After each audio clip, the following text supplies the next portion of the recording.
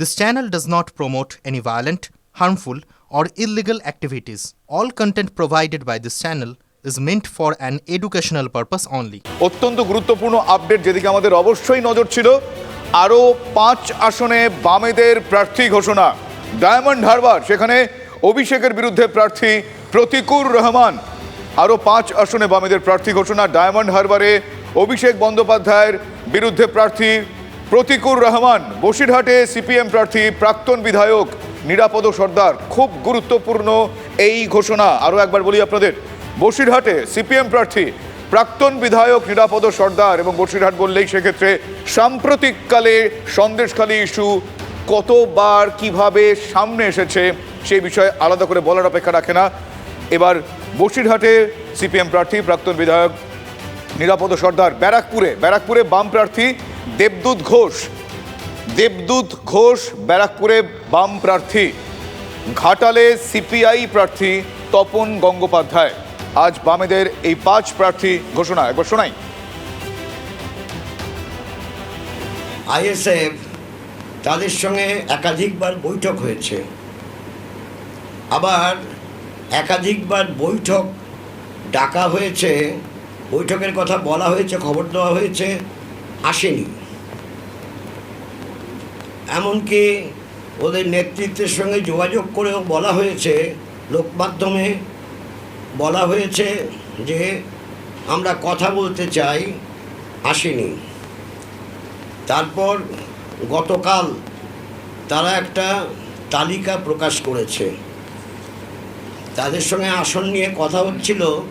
যখন শুরুটা হয় তখনই তারা অনেক আসনের কথা বলে, মানে অনেক আসন তো, এটা তো লোকসভার নির্বাচন, 42টা কেন্দ্র। তারপর তারা একটু মনক্ষুণ্ণ হয়। অত্যন্ত গুরুত্বপূর্ণ এই আপডেট, অত্যন্ত গুরুত্বপূর্ণ এই ঘোষণা।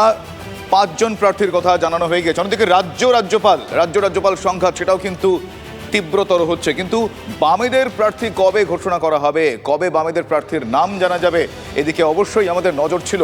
বিশেষ করে সাম্প্রতিককালে যে সমস্ত ঘটনা ঘটে গিয়েছে, পঞ্চায়েত নির্বাচন পরবর্তী যেভাবে এ রাজ্যের পট পরিবর্তন হয়েছে, পরিস্থিতির পরিবর্তন হয়েছে, সব মিলিয়ে কারা প্রার্থী হচ্ছেন সেদিকে অবশ্যই নজর ছিল। বিশেষ করে এই 5 কেন্দ্রে আরও 5 আসনে বামেদের প্রার্থী ঘোষণা হয়েছে। ডায়মন্ড হারবারে অভিষেক বন্দ্যোপাধ্যায়ের বিরুদ্ধে প্রার্থী প্রতিকুর রহমান।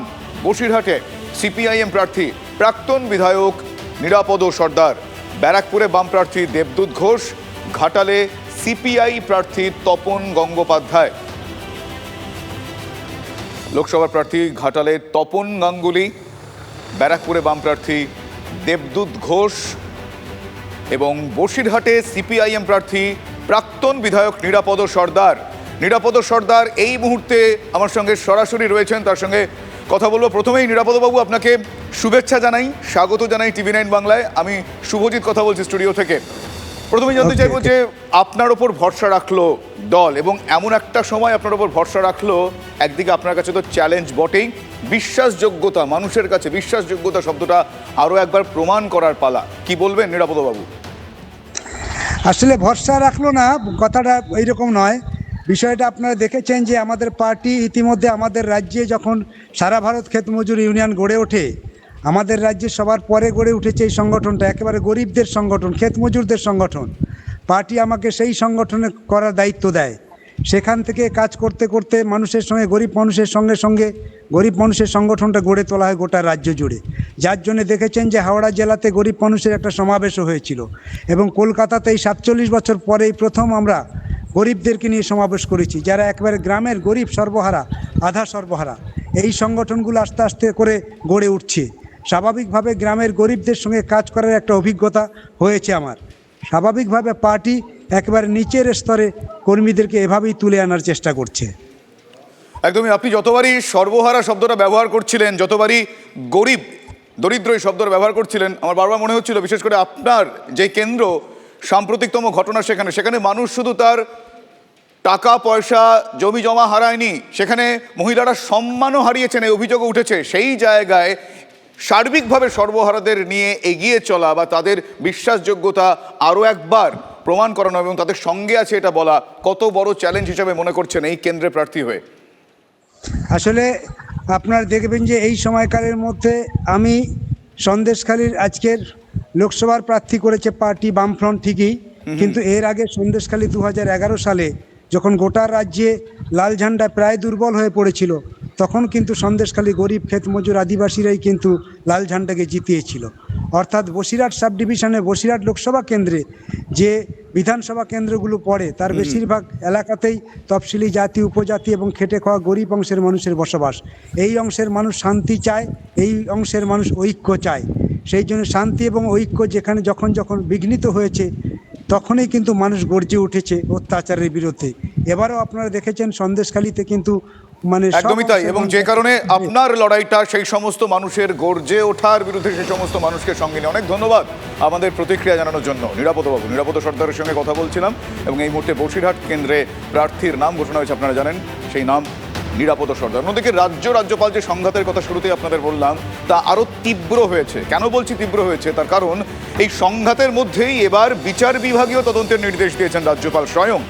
ক্যাম্পাসকে রাজনৈতিক উদ্দেশ্যে ব্যবহার করার অভিযোগে তদন্ত, রাজ্যপালকে পাল্টা আক্রমণ শিক্ষামন্ত্রীর। আচার্য হয়ে কি করে রাজ্যপালের ক্ষমতা প্রয়োগ? প্রশ্ন ব্রাত্তর। সরিয়ে দেওয়ার সুপারিশ করেছেন, কি করেননি স্পষ্ট করুন। সবটাই রাজনৈতিক উদ্দেশ্য প্রণোদিত। TV9 বাংলাকে এমনটাই জানিয়েছেন শিক্ষামন্ত্রী। ফেসবুক, টুইটার, ইনস্টাগ্রাম এগুলো খুবই দরকারি জিনিস, কিন্তু সরকার তো এগুলোর উপর ভিত্তি করে চলতে পারে না। তো যদি একটা কাগজ পাওয়া যেত যে সেটাও যদি টুইট করা হতো যে এরকম একটা নির্দেশ দেওয়া হয়েছে, অমুক বিচার বিভাগীয় তদন্ত, অমুক জাজ, পুরোটাই তো একটা ধোঁয়া ধোঁয়া, একটা ভাষা পরিষ্কার নয়। যদি একটা অফিসিয়াল কমিউনিকেশন করতে হয়, একটা প্রপার যদি স্টেপ নিতে হয়, তাহলে সেই স্টেপটা জানা জরুরি। I am quite aware of the parameters of the Constitution. Governor sending to the competent authorities the strong request by vice chancellors, professors, parents, students and lawyers to remove this minister. That is my duty, because as governor I received these complaints in the Lok Sabha portal. Now, as far as the constitutional aspects are concerned, under Article 164 of the Constitution, ministers continue at the pleasure of the governor. The governor can withdraw the pleasure anytime if there is a reason. That the governor withdraws the pleasure does not mean automatically the minister has to go. Then it is the onus of the political executive to take an appropriate decision in the matter. অন্যদিকে দুর্নীতিকে হাতিয়ার করে বিজেপিকে all out attack Mamata বন্দ্যোপাধ্যায়ের। রাজ্যে এসে দুর্নীতি নিয়ে বড় বড় কথা। গুজরাটে, উত্তরপ্রদেশের কি হচ্ছে, সেখানকার হাল কি? বাংলায় দুর্নীতি হলে শ্বেতপত্র প্রকাশ করুন। প্রধানমন্ত্রীকে ঠিক এভাবেই চ্যালেঞ্জ করলেন মুখ্যমন্ত্রী মমতা বন্দ্যোপাধ্যায়। একবার শোনাবো কি বললেন। আর বিজেপি, তুমি মহারাজ সাধু বলে আজ আমরা দুর্নীতিবাজ বটে। আমি একটাই চ্যালেঞ্জ, এই যে বাড়িগুলো ভেঙে গেল, 6 লক্ষ বাড়ি এই 11 লক্ষ বাড়ির লিস্টে ছিল, কেন করতে দাওনি 3 বছর? তুমি বলছো দুর্নীতি হয়েছে, শ্বেতপত্র প্রকাশ করো। চ্যালেঞ্জ করে যাচ্ছি, বেঙ্গলে কি দুর্নীতি হয়েছে, আর উত্তরপ্রদেশে কি দুর্নীতি হয়েছে, গুজরাটে কি দুর্নীতি হয়েছে।